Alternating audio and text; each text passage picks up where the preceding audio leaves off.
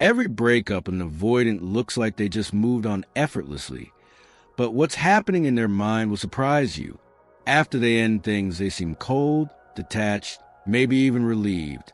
They might immediately start dating someone new or throw themselves into work like nothing happened. It's confusing, it's painful, and it often leaves you wondering if you ever mattered at all. But the truth?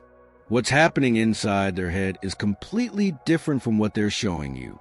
The very thing that looks like indifference is actually a complex psychological battle they're fighting every single day. If you don't understand what's really happening in an avoidant's mind after a breakup, you'll keep taking their behavior personally. You'll assume their quick recovery means you didn't matter, that they're happier without you, or that they're just emotionally superior. But when you understand the internal chaos they're actually experiencing, everything shifts. You realize their behavior isn't about you at all. It's about a survival mechanism working overtime to protect them from feelings they can't handle. This understanding doesn't excuse their behavior, but it frees you from the torture of thinking you weren't good enough. What every avoidant experiences after a breakup is immediate relief followed by a delayed emotional crash they didn't see coming. In the first few days or weeks, they feel vindicated. See? I knew relationships were too complicated. I'm better off alone. Their nervous system actually calms down because the pressure of emotional intimacy is gone. Picture this. They sleep better, feel less anxious, and convince themselves they made the right choice. But the relief is temporary, and what comes next catches them completely off guard. Their brain, which spent months or years getting used to your presence, doesn't just forget you existed. And that's where their real struggle begins. The first thing that happens is phantom attachment. Even though they initiated the breakup, their brain starts looking for you in their daily routine. They reach their phone to text you about something funny. Then remember you're not there anymore. They see something that reminds them of an inside joke you shared, and for a split second, they forget you're gone. This isn't love, it's habit.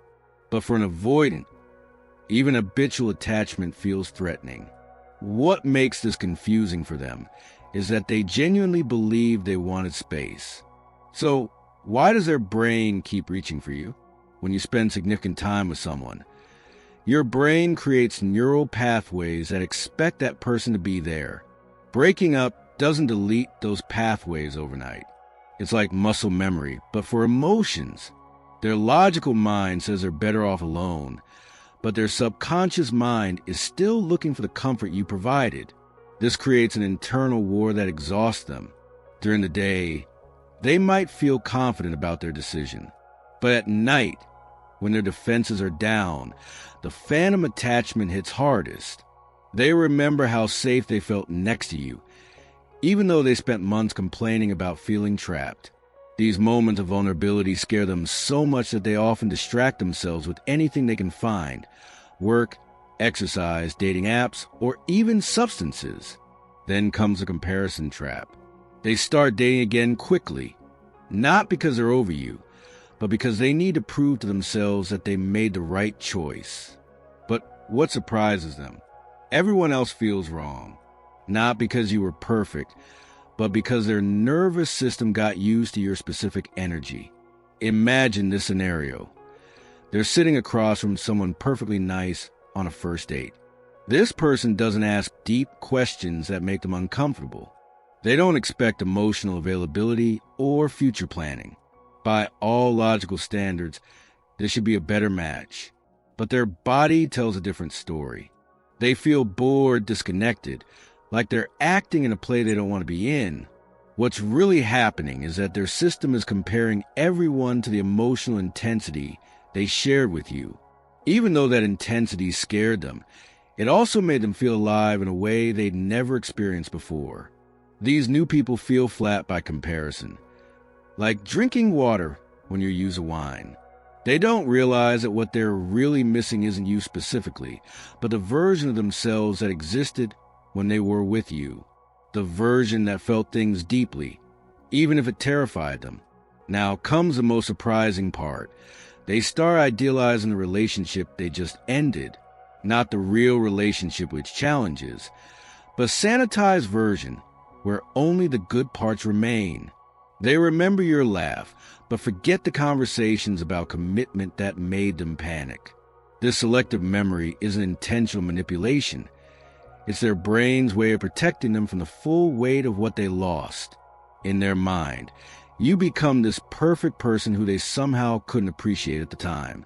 They remember how you always knew exactly what to say when they had a bad day, but they forget how to use a shutdown when you tried to comfort them. What makes this idealization so dangerous is that it prevents them from learning anything real about themselves.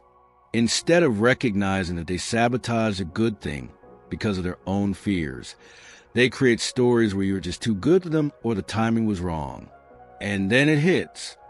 They begin to feel regret mixed with confusion. Not regret about the breakup itself, but regret about their inability to show up differently. Deep down, they know they sabotaged something good, but admitting that would mean facing the very vulnerability they've spent years avoiding. This regret doesn't hit them all at once. It creeps in slowly, triggered by small moments. Maybe they see a couple laughing together the way you two used to, or they hear a song that reminds them of a happy memory. But these thoughts are quickly followed by panic, because caring means being vulnerable to pain. The real kicker? They start realizing that the very things they complained about were actually signs of a healthy relationship. When you asked about their day, they felt interrogated. When you wanted to plan a future together, they felt trapped. But now they're starting to understand that these weren't attacks on their freedom. They were invitations to intimacy. You weren't trying to control them. You were trying to love them. What happens next depends entirely on their level of self-awareness.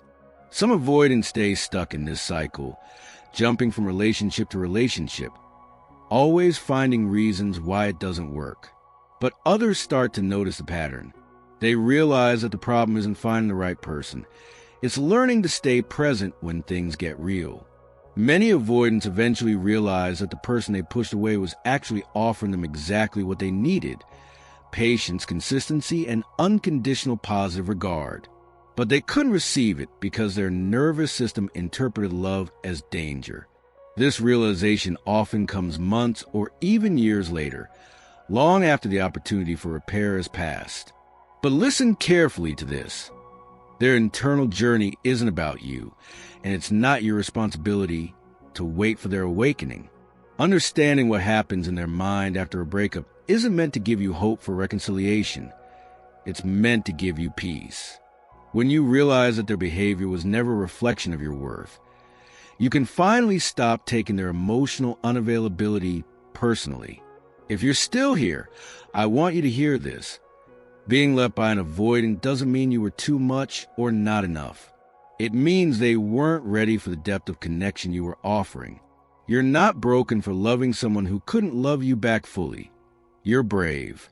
So if this message resonated with you, hit that like button.